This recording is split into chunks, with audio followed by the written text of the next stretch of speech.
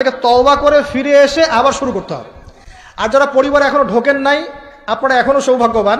এখন থেকে যদি আপনারা এই নসিহতগুলো মেনে চলতে পারেন, ইনশাল্লাহ আপনার পরিবারটা 8-10টা পরিবারের মতো হবে না ইনশাল্লাহ। রিজিকের ব্যবস্থাটাকে করে নেন, তারপরে ওদিকে যান। আপনার আপন ভাই হিসেবে আমি কথাগুলো বলছি, মনে করেন। এরপরে আপনি যখন বিয়ে করবেন, বললাম তো, মেয়ের জাস্ট দিনদারিতা দেখবেন। হ্যাঁ, এর উপর যদি সৌন্দর্য থাকে আলহামদুলিল্লাহ, বংশ ভালো হয় আলহামদুলিল্লাহ, মেয়ের অর্থ সম্পদ আছে আলহামদুলিল্লাহ। যদি এগুলোর কোনোটাও না থাকে, দিনদারিতা থাকে, জাস্ট ওটাকে দেখেন, আর কিছু দেখার দরকার নেই, কিছু দেখার দরকার নেই। এরপরে আরেকটা কথা বলতে ভুলে গেছি, যে আপনি এই লেভেলে যাওয়ার আগে নিজেও পবিত্র থাকার চেষ্টা করেন।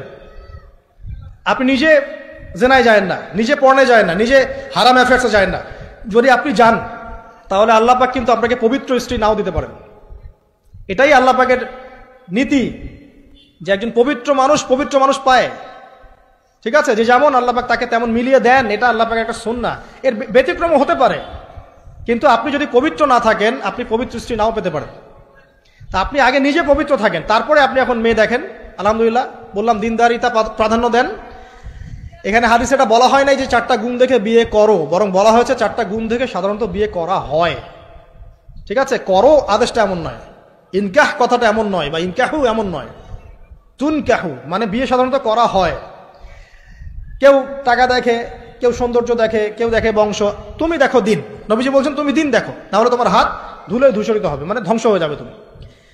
আর দিন দেখার ক্ষেত্রে শুধু বাইরের গেট আপটা যথেষ্ট নয়, তার পড়াশোনা দেখেন, তার হিস্ট্রি ঘাটবেন, তার অতীতে সে কোথায় কোথায় পড়াশোনা করেছে, কি করেছে, খোঁজ খবর নেবেন। হুট করে তাড়াহুড়া করে কোনো ডিসিশন নিয়ে ফেলবেন না, এটা খুব ভুল করে মানুষ। ঠিক আছে, তার হিস্ট্রি ঘাটেন, যে সে কোথায় পড়াশোনা করেছে, কি করেছে না করেছে। তার পরিবারের বায়োডাটা ঘাটেন, তার পরিবারের সদস্যরা কেমন, নামাজ পড়ে কিনা, তার ইসলামের প্রতি কেমন ধারণা পোষণ করে। তার মাকে দেখেন, তার মা পর্দা করে কিনা, তার মা ইসলামের উপর আছে কিনা। তার নানিকে দেখেন, তার পরিবারবর্গকে দেখেন, তারপর আপনি ডিসিশন নেওয়াটা সহজ হবে। এগুলোর চেয়ে ব্যতিক্রমও হতে পারে। ওই আজারের পরিবারে ইব্রাহিমের জন্ম হতে পারে, ফেরাউনের আন্ডারে আসিয়ার জন্ম হতে পারে, থাকতে পারে, কিন্তু এটা ব্যতিক্রম। নর্মালি কিন্তু সবসময় এমনটা হয় না। যে প্যারেন্টিংস দিয়ে তারা বড় হয়েছে, ওই প্যারেন্টিংস তাদের মধ্যে থেকে যায়। এই কারণে মেয়ের ব্যাপারে খুব সেন্সিটিভ থাকবেন। আগে পুরো বিষয়গুলো ঘেটে নিয়ে তারপরে আপনি কোনো জায়গায় পা দেন। তারও আগে ইস্তেখারা করবেন আল্লাহর কাছে, যে আল্লাহ আমি তোমার কাছে ইস্তেখারা করছি, আমি জানি না যে কোনটা আমার জন্য ভালো হবে, কোনটা খারাপ। আল্লাহ এটা যদি আমার জন্য ভালো হয় সহজ করে দাও, যদি খারাপ হয় আল্লাহ দূর করে দাও। নিজের উপর চাপ নিয়েন না।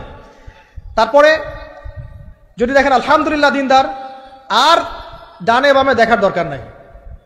যদি আপনি আপনার মনের মতো দিনদার পবিত্র একজন মেয়ে পেয়ে যান, আর যদি সে সুন্দরীও হয় মাশাআল্লাহ, আর ভালো বংশের হয়, তাহলে সারাটা জীবন তাকে নিয়ে কাটিয়ে দেন, সারাটা জীবন তাকে নিয়ে কাটিয়ে দেন, আপনি হ্যাপি হবেন ইনশাআল্লাহ।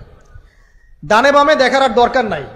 যদিও একাধিক বিয়ের অনুমতি আছে, কোরআন সুন্নাহয় সবকিছুই আছে, কিন্তু এখন বাস্তবতাটাও বুঝতে হবে। কিরকম?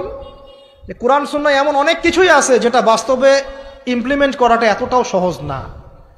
যখন যারা করতে যায় তাদেরকে অনেক অনেক হ্যাসেল পোহাতে হয়, কারণ সমাজটা যেহেতু এমন না, যে কোরআন সুন্নাহয় আছে যদিও, কিন্তু সমাজটা এমন না, তখন ওই ব্যক্তি কোরআন সুন্নাহ মানতে গেলে দেখা যায় সমাজ থেকে ব্যাপক হ্যারাসমেন্টের শিকার হয়। যদিও এটা তার দোষ না, এটা আল্লাহ পাক তাকে হয় পরীক্ষা করছেন, অথবা এই ওসিলা তার গুনাহ মাফ করবেন।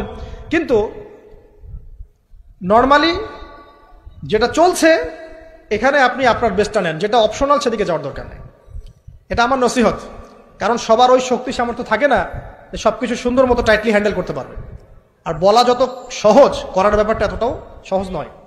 সো আর এই তো জেনারেশনের মেয়ের তো দেখছেনই, পান থেকে চুন খসলেই দেখবেন যে বিশাল তুল কালাম হয়ে যাচ্ছে আর কি। তো যদি আপনাকে আল্লাহ পাক আপনার পবিত্রতার কারণে, আপনার ঈমান আমলের কারণে খুশি হয়ে এমন একজন দিনদার, নেককার, পুণ্যবতী, সুন্দরী, সুশ্রী স্ত্রী দিয়ে দেন, আর ডানে বামে কখনো দেখবেন না, একদম তাকে নিয়ে পুরো লাইফটা কাটিয়ে দিবেন ইনশাআল্লাহ। ঠিক আছে, এরপরে দোয়া করবেন আল্লাহর কাছে, আল্লাহ এটার মধ্যে কল্যাণ বরকত দান করো। বিবাহের ক্ষেত্রে আপনি মোহরটাকে কম করবেন। আপনি মোহর মানে মেয়েদেরকে বলছি, মেয়ের বাবাদেরকে বলছি, সামর্থ্য অনুযায়ী করবেন, ছেলের সামর্থ্য অনুযায়ী করবেন, তার উপরে বোঝা চাপিয়ে দিবেন না। কিয়ামতের আলামতের হাদিসে আমি এটাও পড়েছি, শেষ জামানায় মোহর অনেক বেশি করা হবে, দেওয়া হবে কম। হয় না এমন? আর বাকি আছে আলামতের কিছু। তো ওই চিটারির মধ্যে নাই। আপনি বলছেন 1 লাখ আমি দিব নগদ, ব্যাস নগদ। বলছেন 5 লাখ দেওয়ার সামর্থ্য আছে আমার, 5 লাখ দিব, এই জন্য নগদ শেষ, পরে মাফ নিয়ে নিব, এইসব বার্গেনিং আপনি নাই।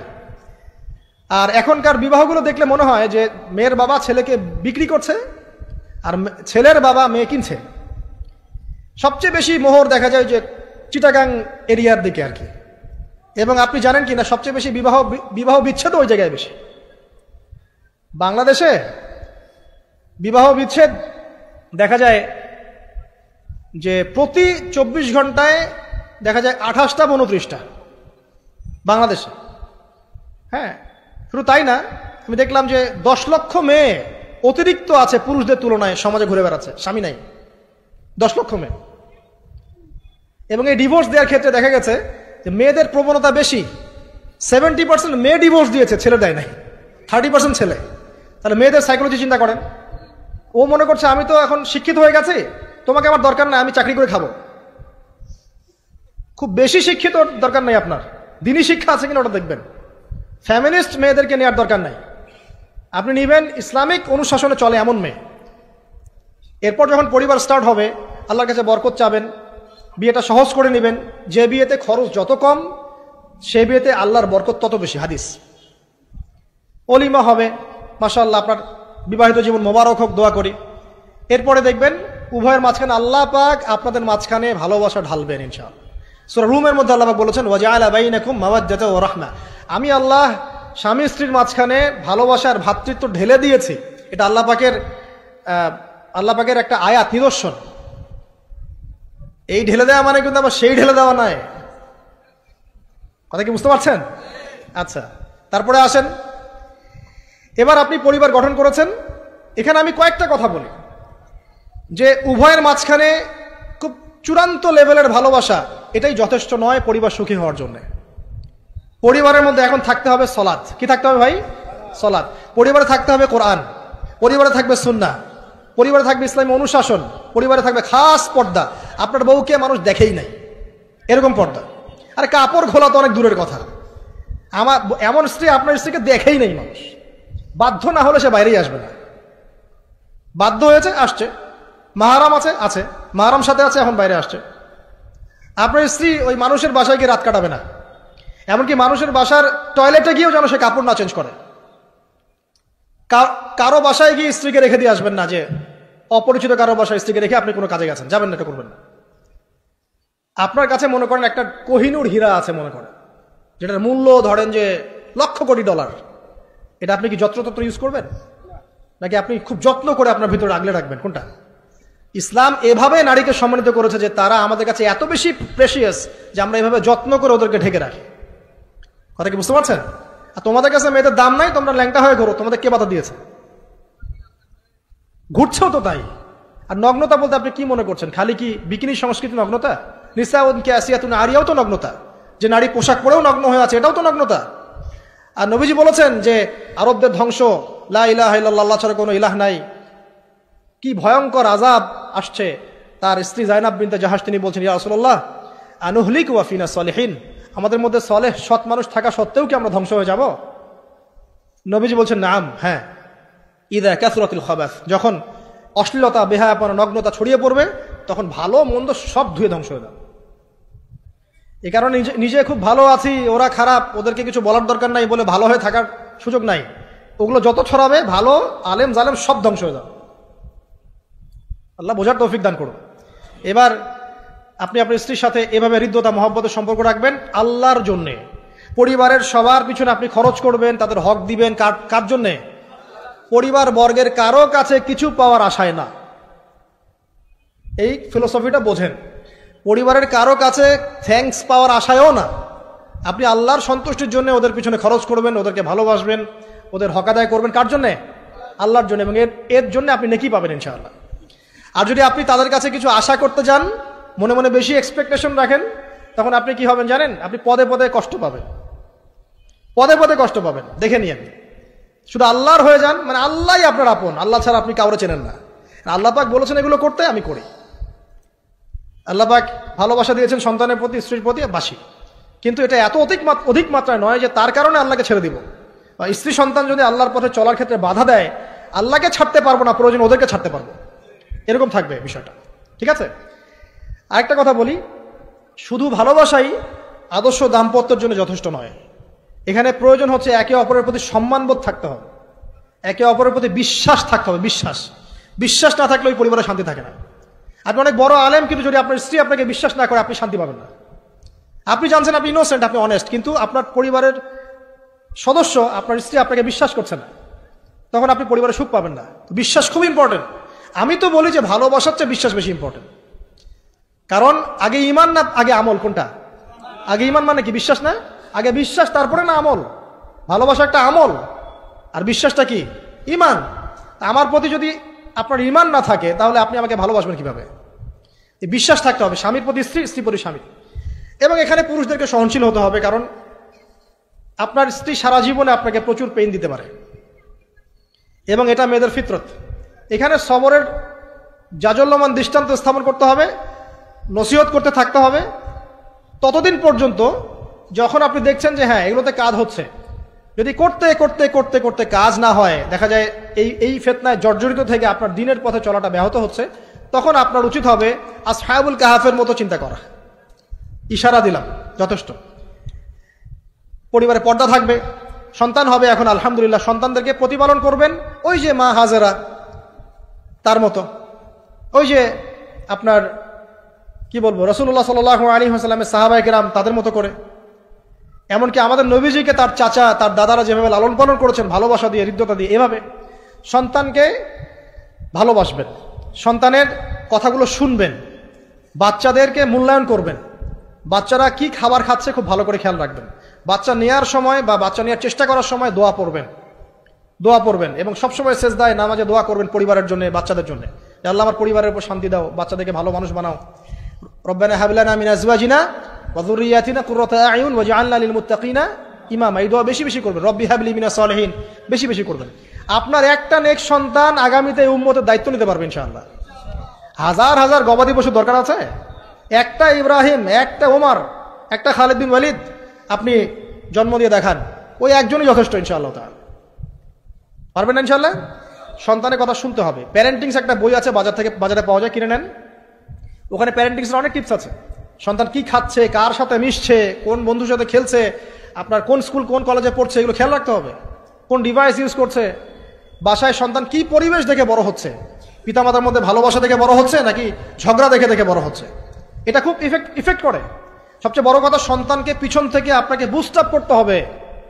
আপনার সন্তানকে আল্লাহ পাক নির্দিষ্ট একটা প্রতিভা দিয়ে পাঠাবেন, হয় সে ভালো লিখতে পারবে, না হলে ভালো বলবে, না হলে ভালো খেলবে, না হলে কিছু একটা ভালো চিন্তা করবে, ভালো আর্ট করবে। ওর প্রতিভাকে ওর উপরে চাপিয়ে দিবেন না। ওর যে প্রতিভা আছে ওই প্রতিভা অনুযায়ী তাকে বেড়ে উঠতে দেন। হাতের আঙ্গুলগুলোকে জোর করে করে টেনে সোজা করার দরকার নাই, আঙ্গুল ভেঙে যেতে পারে। আঙ্গুলকে বাড়তে দেন। ওকে আল্লাহ পাক একটা রং দিয়েছে, একটা প্রতিভা দিয়েছে, ওকে বিকশিত হতে দেন। ওর গন্ধটা আমরা যেন পাই, ওর গন্ধ পরিস্ফুটিত হতে দেন, ওকে চাপ দিবেন না। এখনকার পরিবারে প্রচুর চাপ, দেখবেন যে সন্তানের পিতামাতারা চাপ দিতে দিতে সন্তান আত্মহত্যা করে ফেলছে, করছে না? রেজাল্ট খারাপ হলো, কি চাপ, কি করলি সারা জীবনে, এসএসসিতে এ+ পাইতে পারলি না, বেচারা গলা লটকাইতে মরে গেল। কি হয়েছে? এসএসসিতে রেজাল্ট খারাপ হয়েছে তো কি হয়েছে? জীবনে এটাই সবকিছু? একটা না হয় দুর্ঘটনা ঘটে গেছে জীবনে, তাকে জীবনে নষ্ট হয়ে গেছে নাকি? পিতামাতার চাপের কারণে, এই যে চাকরি পাইস না, সারা জীবন ধরে খাওয়াইলাম পড়াইলাম, চাকরি করতে পারিস না, আমাদেরকে দেখতে পারিস না, চাপ দিতে দিতে বেচারা এখন মাদকের দিকে। পরিবারের চাপ নিতে পারে না, ওই যে মাদকের কাছে গিয়ে শান্তি খুঁজতেছে, তারপরে ওই যে পতিতালয়ে গিয়ে শান্তি খুঁজতেছে, গার্লফ্রেন্ডের কাছে শান্তি খুঁজতেছে। তো পরিবার থেকে চাপের এই সংস্কৃতি বন্ধ করতে হবে। পরিবারের সন্তানদেরও পিতামাতাকে চাপ দেওয়া উচিত নয়, পিতামাতারও উচিত নয় সন্তানকে চাপ দেওয়া, বরং তার প্রতিভাটাকে ফাইন্ড আউট করে আপনি বিচক্ষণ বাবা হিসেবে আপনি দেখবেন যে তার প্রতিভা কোন দিকে আছে, সেদিকে আপনি তাকে নিয়ে যাবেন। আর যদি আপনি আল্লাহওয়ালা হন, দেখবেন ইনশাআল্লাহ তার প্রতিভা ইসলামের দিকেই থাকবে ইনশাআল্লাহ। ইমাম বুখারীর মায়ের কথা শোনেন নাই? তার মা সারাদিন কান্নাকাটি করে দোয়া করতো, আল্লাহ আমার ছেলেটাকে দিনের জন্য কবুল করো, আমার ছেলেটাকে দিনের জন্য কবুল করো। তার চোখের সমস্যা ছিল, তিনি চোখে ভালো করে দেখতে পারতেন না, মায়ের দোয়ার বদৌলতে আল্লাহ পাক তার চোখের সমস্যা দূর করে দিয়েছেন।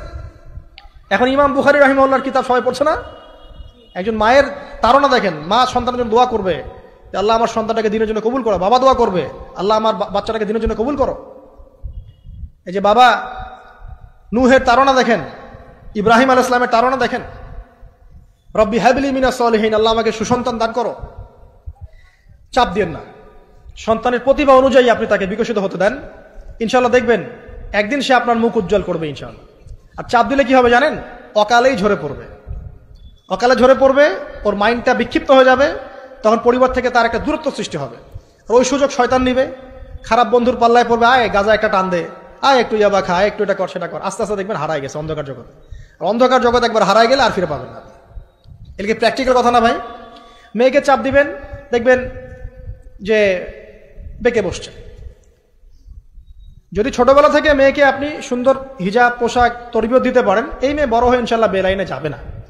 কিন্তু ছোটবেলা থেকে ওকে যদি আপনি নায়িকাদের মতো মানুষ করেন আর বড় হয়ে পস্তাবেন আমার মেয়ে কেন ছেলের হাত ধরে পারা গেল, এটা তো আপনার জন্য হয়েছে। ছোটবেলা থেকে এই সন্তানের অনুশাসনটাকে ঠিক করতে হবে। ওই যে বললাম, পিতা মাতা যদি দিনদার মুত্তাকি পরেজগার হয়, তাদেরকে দেখেই সন্তান শিখবে। আমরা যখন সেজদা করি, আমাদের ছেলেমেয়েরা পিঠে উপর উঠে আসে না? ওরাও দেখবেন সেজদা করার ট্রাই করে না? মসজিদে নিয়ে আসেন বাচ্চাকে, দেখবেন ও দেখে দেখে দেখছে যে কি করছে এরা, কি করছে। ও তখন নিজেও একটু হাত বাঁধার চেষ্টা করে, এমন করে দাঁড়া থাকে, খেয়াল করে নাই? হাত তুলে। বাচ্চারা দেখে শিখবে, পরিবারে দেখে বাচ্চারা শিখবে যে পিতা মাতা কেমন, কিভাবে কথা বলে, পিতা কেমন করে মায়ের সাথে কথা বলছে, মা কেমন করে পিতার সাথে কথা বলছে, সে ওইভাবেই কথা বলবে। যে পরিবারে ওমরের মতো পিতা আছে, ওই পরিবার কি খারাপ হতে পারবে?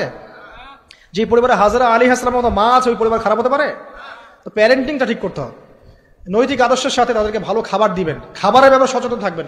কার্বোহাইড্রেট পাচ্ছে কিনা, প্রোটিন ঠিক মতো পাচ্ছে কিনা, ভিটামিন পাচ্ছে কিনা, হ্যাঁ, ও পরিষ্কার পরিচ্ছন্ন থাকছে কিনা, পরিবারটা থাকবে নিট অ্যান্ড ক্লিন, চকচকা।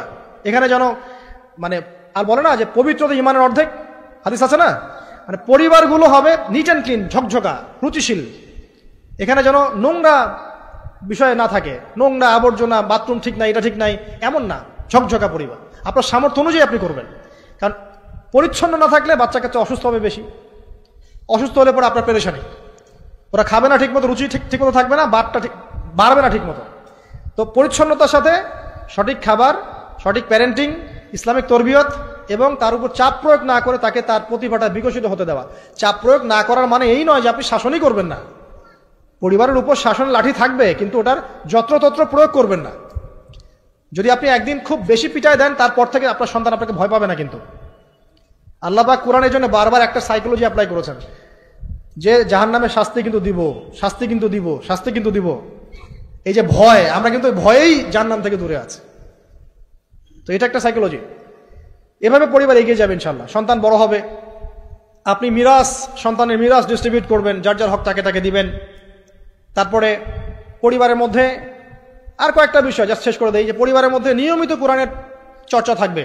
সন্তান সন্ততি তারা ইসলামিক অনুশাসন পাচ্ছে কিনা, ইসলামিক পড়াশোনা করছে কিনা খেয়াল রাখতে হবে। যদি জেনারেল লাইনেও পড়ে, তারপরেও আপনি ইসলামিক টিচার দিয়ে হলেও, মাদ্রাসায় পার্ট টাইম মাদ্রাসা দিয়ে হলেও কোরআন শেখান, হিফজ করান, ওকে এদিকে করে তোলেন, ওদিকে করে তোলেন ইনশাআল্লাহ।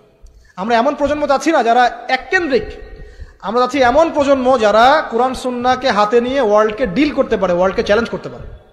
এই চ্যালেঞ্জ করতে হলে আপনাকে সব ধরনের জ্ঞান অর্জন করতে হবে। খেয়াল রাখেন পরিবারে যেন ফ্রি মিক্সিংটা না আসে, পরিবারে যেন এই যে নারী পুরুষের অবাধ মেলামেশা না আসে। বেশিরভাগ ধর্ষণ হয়েছে বাংলাদেশে কাছের মানুষদেরকে দিয়ে, চাচার মাধ্যমে, মামার মাধ্যমে, কাজিনের মাধ্যমে, খালাতো ভাইয়ের মাধ্যমে, ফুফাতো ভাইয়ের মাধ্যমে, কাছের মানুষদের দ্বারা বেশি রেপ হয়েছে বাংলাদেশে। জরিপ পরিসংখ্যান দেখেন। অতএব ইসলাম যে বলেছে পর্দার বিষয়, এটা এমনি এমনি বলে নাই। ও কাজিন হয়, ওর সামনে এত ইয়া করার কি আছে, এইসব কনসেপ্ট চলবে না। পর্দাটা একদম ম্যান্ডেটরি।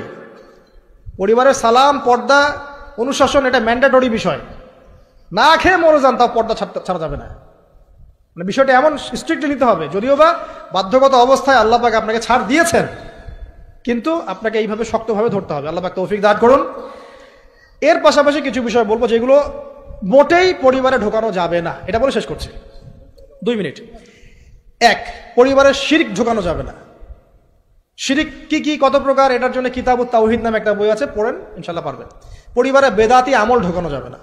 2, 3, পরিবারে হারাম রিজিক ঢুকানো। পরিবারে হারাম রিজিক ঢুকবে, ওই হারাম রিজিকের মানে টাকা দিয়ে আপনার রক্ত মাংস তৈরি হবে, এই রক্ত মাংস কিন্তু আল্লাহর অনুগত হবে না, ইল্লা মাশাআল্লাহ। হারাম রিজিক থেকে দূরে থাকতে হবে। পরিবারের মধ্যে ক্রন্দল যেন না থাকে, এই চেষ্টাটা আপনাকে করতে হবে। বললাম তো, এটা অ্যাভয়েড করার জন্যে আপনি আল্লাহর হয়ে যান, নসিহত করেন, হাজার নসিহত করেও যদি কাজ না হয়, আপনি নিজে আসহাবুল কাহাফ হয়ে যান, তাও ভালো। পরিবারের মধ্যে অপসংস্কৃতি যেন না ঢোকে, পরিবারের মধ্যে অশ্লীলতা যেন না ঢোকে। পরিবারে এখনকার চলমান যে ফিতনাগুলো চলছে, এই যে ডিভাইসের মাধ্যমে, গেমিংয়ের মাধ্যমে, এই যে আপনি বলেন পাবজি টাবজি, ফ্রি ফায়ার, হাবিজাবি, হ্যাঁ, ইন্টারনেট সেকশনের যে নগ্নতা, তারপরে অনলাইনে যে জুয়া ঢুকেছে, লুডু ঢুকেছে, কত কি ঢুকেছে, আমি আসলে এগুলো শুনেছি, আমি দেখিনি এগুলো কিছু, আমি যা শুনি এগুলো। তো এই যে বিষয়গুলো, সেগুলো আপনার পরিবারের নৈতিক মূল্যবোধটাকে নষ্ট করে ফেলবে। বিনোদন যদি পেতেই হয়, তাহলে বিনোদন, কায়িক বিনোদন নেন। পরিবারের সন্তানদেরকে বা আমাদের সদস্যদেরকে জিম করতে বলেন, খেলাধুলা করতে বলেন, ফুটবল খেলুক, ক্রিকেট খেলুক প্রয়োজনে। যদি গান শুনতে চান, ইসলামিক নাশিদ শোনেন, ঠিক আছে, কৌতুক চান, ইসলামিক রসিকতা করেন, ঘোরেন, প্রয়োজনে পরিবারবর্গকে নিয়ে ঘুরেন, দেশটা ঘুরে আসেন, ট্রাভেল করেন, ঘোরেন, আল্লাহর নিদর্শন দেখেন, এটাও তো এন্টারটেইনমেন্ট নাকি? পরিবারকে সময় দেন, পরিবারকে সময় দিয়ে আপনি এই যে প্রাকৃতিক বিনোদনের দিকে চলে যান, ডিভাইস কেন্দ্রিক বিনোদনের দিকে যান না। নাহলে হবে কি, মাথাটা ওই ডিভাইস কেন্দ্রিক হয়ে যাবে, অস্থির, এবং এই মাথার মধ্যে আর কোরআন সুন্নাহর সঠিক জ্ঞানটা ঢুকবে না। তো এই কাজগুলো যদি আমরা না করি, ইনশাআল্লাহ পরিবার ভালো হবে। আল্লাহ রাব্বুল আলামিন আমাদের সবাইকে আদর্শ ইসলামিক পরিবার গড়ে তোলার তৌফিক দান করুন, আমিন। আর তাদের কথা বলে শেষ করি যে যারা অলরেডি ঢুকে গেছি, এই সমস্যাগুলো ফেস করছে, এখন এক নাম্বার কাজ ভাই, আগে তওবা করে আল্লাহর কাছে ফিরে আসতে হবে যে আল্লাহ, আমি জীবনে যা ভুল করেছি, এখন থেকে আর ইনশাআল্লাহ আমরা এই আল্লাহ দ্রোহী কোনো কাজে যাব না। এই তওবা ইস্তেগফার করে আপনার স্ত্রীকে ঠান্ডা মাথায় বোঝানোর চেষ্টা করতে হবে যে দেখো, আমরা তো এক পর্যায় পর্যন্ত চলেছি, জীবনটা তো অনেকদিন চলেই গেল, একসময় মরতে হবে। তো আমরা আল্লাহ এবং তার রাসূলের কথা শুনি, ফিরে আসি, অল্প অল্প করে শুরু করে নামাজটা পড়ো, তুমি একটু পর্দাটা করো। প্রথমে খাস পর্দা করছে না হয়তো, আপনি বলেন মাথায় কাপড়টা দাও অ্যাটলিস্ট, হ্যাঁ, বাইরে সবার সামনে যেও না, দিনকাল ভালো না, এখন মেয়েদের ইজ্জত সম্মানের ঝুঁকি হচ্ছে, এভাবে বোঝানোর চেষ্টা করেন। আস্তে আস্তে তওবা করে ফিরে আসলে পরে তখন আপনি নামাজটাকে বাড়ান, নফল আমল বাড়ান, দান সদকা বাড়ান, এবং বেশি থেকে বেশি আল্লাহর কাছে দোয়া করেন, আল্লাহ আমার পরিবারটাকে হেফাজত করো, আল্লাহ আমার পরিবারটাকে হেফাজত করো, বলতে থাকেন। এবং দিনই কাজে পরিবারকে ব্যস্ত রাখেন, এবং এরকম আদর্শ পরিবারগুলোর মধ্যে একটা কমিউনিটি গড়ার চেষ্টা করেন, অভ্যন্তরীণ যোগাযোগ রাখার চেষ্টা করেন। নাহলে একা একা তো চলা যাবে না। আপনি আদর্শ পরিবার গড়েছেন, পাশের বাড়ির লোকটা করে নাই, তখন সেখানে গিয়ে আপনার সন্তান শিখবে, সেখানে গিয়ে আপনার স্ত্রী শিখবে।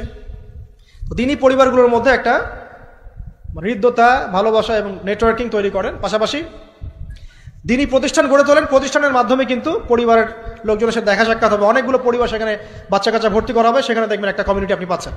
এভাবে শেষ করে দেয়, এভাবে তাওহীদের চর্চা 1, সুন্নতের প্রতিষ্ঠা 2, 3 হালাল রিজিক, 4 হৃদ্যতা ভালোবাসা, 5 সবর ধৈর্য, 6 আল্লাহর কাছে দোয়া, বেশি বেশি দোয়া,